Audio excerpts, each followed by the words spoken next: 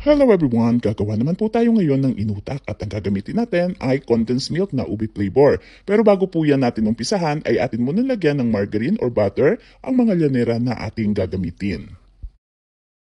1½ cup naman po ng glutinous rice flour ang ating kailangan, pinch of salt lamang po para lamang mabalance yung lasa at syempre atin po itong hahaluin.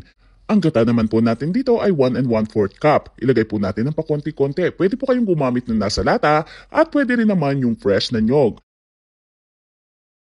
Lalagyan din po natin dito ng evaporated milk, kalahating lata naman po, bali 185 ml. Ang ating po kasing uunahin muna dito ay yung ating ube flavor, yung pang-ilalim. Dahil nga po gagamit tayo ng condensed milk na ube flavor, kaya isang timpla lang muna dito sa ating panlagay sa unang layer. So ayan, ang paglalagay po ng ube condensed milk ay depende sa tamis ng inyong gusto. Naglagay lamang po ako dito ng 100 ml. Pero depende kung gusto nyong dagdagan, pwede nyo rin namang bawasan.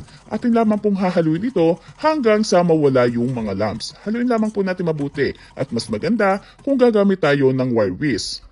At kapag nahalo na po nating mabuti, ganito na ang itsura ay okay na po ito. Ngayon naman ay ating lulutuin dito sa isang kawali. Pwede po kayong gumamit ng regular na kawali at pwede rin naman ng non-stick. Ang apoy po natin dito ay medium heat lamang. Haluin lamang po. Ayan, at kung napapansin nyo po ay nagbubuo-buo na siya.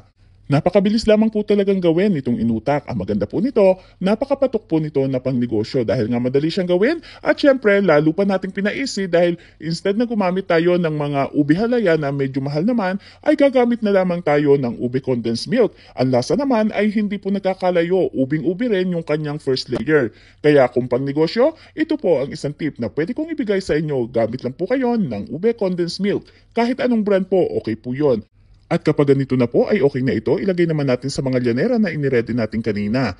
Ang akin pong ginawa is 4 na llanera lamang. Pero actually po yung ganitong karami ay pwede nyong gawing 5 dahil medyo makapal po yung aking gawa kaya medyo umaawas din ng konti. Lalong-lalo na po kung pambenta, ang ganitong karami ng ingredients ay pwedeng-pwede nyong gawing 5 llanera.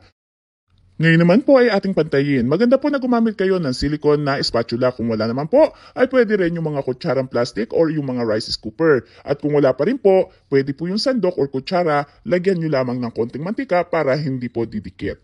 Iwan muna po natin sa isang tabi, gawin naman natin itong pang ibabaw. 1½ cup glutinous rice flour at syempre asin. Ang asukal po natin dito ay kalahating cup. Kanina po wala tayong asukal dahil ube condensed milk naman yung ating ginamit. At ngayon naman ay ang gata natin 1½ cup naman ang ating gagamitin dito. Ilagay lamang po natin habang ito ay ating namang sinasabayan ng paghalo. Kalahating lata naman po ng evaporated milk or 185 ml. So ayan, ito lamang po yung mga ingredients na ating kailangan. Haluin lamang po natin mabuti hanggang sa mawala yung mga lumps. At ngayon naman po kapag ganito na ay okay na to, atin naman po lutuin kung paano rin po niluto natin yung ube flavor kanina. So ayan, apoy na medium heat or pwede rin naman po yung malakas as long as na kaya nyo po i-manage. At ang paghalo po naman natin ay syempre tuloy-tuloy lang din hanggang sa ito ay maluto. Napakasimple lamang po ng mga ingredients na kailangan natin sa pagluluto ng inutak o sa paggagawa ng inutak. Kaya ano pang hinihintay nyo? Idagdag nyo na ito sa inyong kumikitang pangkabuhayan. Tiin na rin natin sa 4 kapag luto na at ngayon naman, ilalagay na natin doon sa ibabaw ng kulay ube or ng ube flavor na ginawa po natin kanina. Ayan, kapag ganito na po atin ang nailagay ay ngayon naman, pantayin po muli natin yung ibabaw nito. At eto nga po dahil pinagkasya ko lamang siya sa 4 na llanera, medyo makapal po siya at umaapaw pa ng konti. Kaya kung gagawa po kayo, yung ganitong karaming ingredients, again, gawin nyo po na 5 llanera. Ngayon naman po ay ilagay muna natin sa isang baking tray at may ilalagay pa po tayong toppings dito para siya ay talagang magmumukhang utak. Kalahating cup po ng coconut cream at lagyan po natin ng condensed milk. Ang paglalagay po natin ng condensed milk again depende sa inyong panlasa. Kung hindi po sa lata ang gagamitin nyo na coconut cream, ito po ay yung unang piga ng gata ng nyog or yung tinatawag natin na kakanggata. Haluin lamang po natin ito hanggang sa magsama yung ating coconut cream at saka yung condensed milk. Ngayon naman po ay lagyan natin itong ibabaw nitong ating inutak. So ito po yung magsisilbing parang mga itsurang utak po talaga. Ayan, meron pa naman pong konting allowance dito sa aking llanera kaya okay pa rin naman. Pero sabi ko nga mas maganda na yung mas marami lalong-lalo na kung ito ay pambenta. Lagyan lamang po natin ito ng at least mga 2 hanggang 3 kutsara. Ngayon naman po ay atin itong i-oven at ang oven dapat naka-preheat na sa 375 degrees Fahrenheit at ibibik lamang po natin ng 15 minutes or depende po sa inyong oven. Kung ito po ay magpo-form kaagad na parang utak or magbo-brown yung mga iba-ibabaw ay pwede na po yan. At kung gusto niyo naman po after 10 minutes sa oven, pwede niyo pong i-broil ng at least mga 5 minutes.